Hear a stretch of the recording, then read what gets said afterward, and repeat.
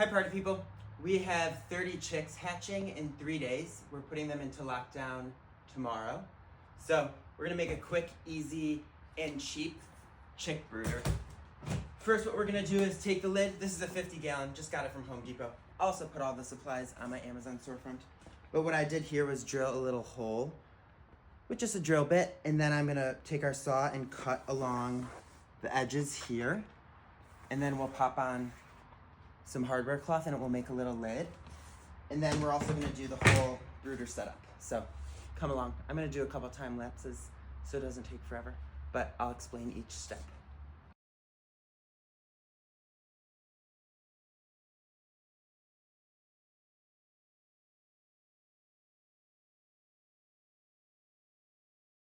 So not the most perfect thing in the world.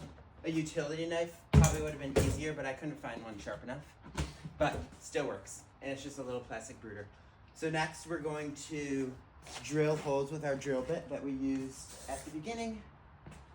I'm just gonna use this size, small. And then we'll drill some holes along the sides here so that when we put the hardware cloth on top, we could just zip tie it secured onto here, and then that will be our lid. And then we'll add our bedding, feeders, waters, all that fun stuff.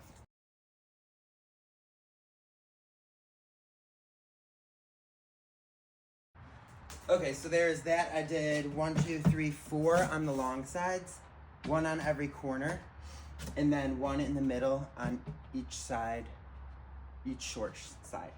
So next we're gonna take our hardware cloth, cut to size, and then zip tie it on. So come along.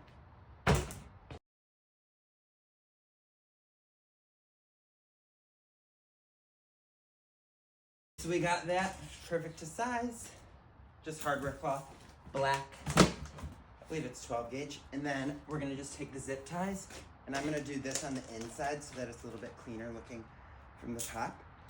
Take our zip ties and zip them through, and then our lid will be complete. So let's do it.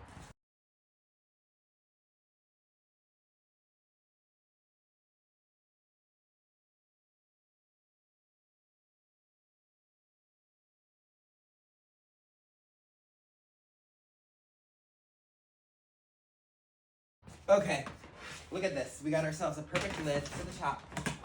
Snaps on. Now we'll add the fun stuff. Bedding, feeders, and our little brooder plate. I'm gonna shake this out just in case there's little, like, particles.